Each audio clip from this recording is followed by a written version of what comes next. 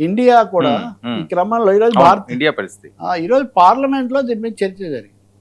విదేశాంగ మంత్రి జయశంకర్ దీని మీద ప్రకటన చేశారు రాజ్యసభలో.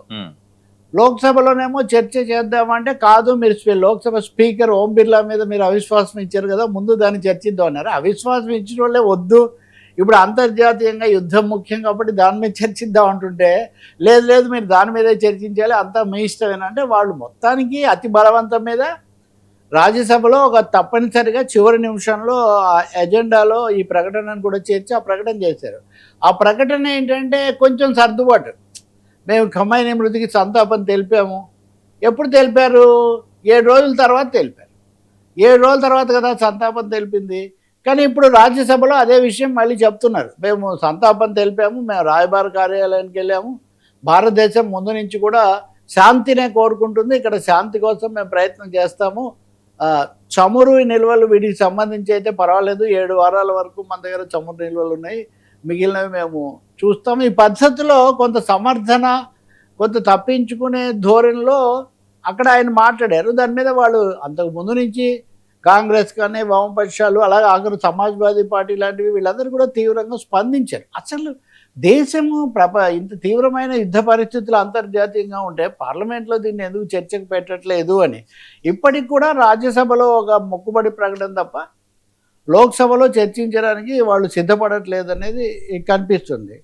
భారతదేశం పట్ల అమెరికా ఎంత చులకనగా మాట్లాడిందంటే, అమెరికా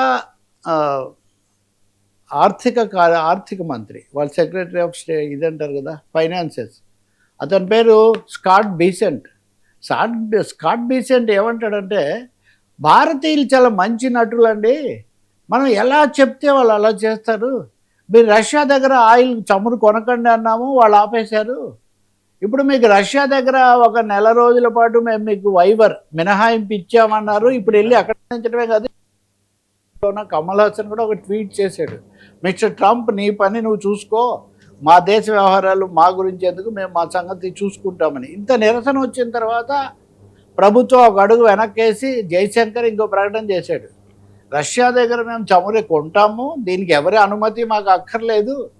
కానీ మీరు మొన్నటి పత్రికలు చూడండి వర్మ, హిందూ అయితే కనుక US allows India to purchase oil for a month అని అలోస్ అని దానికి అటు ఇటు కోర్ట్స్ పెట్టిన పరిస్థితి కూడా మనం చూస్తాం. కాబట్టి భారతదేశము మోదీ ప్రభుత్వం విషయంలో కొంత తీవ్రమైనటువంటి విమర్శకు ఇబ్బందికి గురైన తర్వాత ఇప్పుడు ప్రధానంగా శాంతి కోసం పనిచేస్తాము, శాంతి వైపు నిలబడతామనే వైఖరి తీసుకుంటున్నారు, అది మంచిదే. బట్ లోక్సభ అయితే 3 గంటల కంటే వాయిదా పడింది.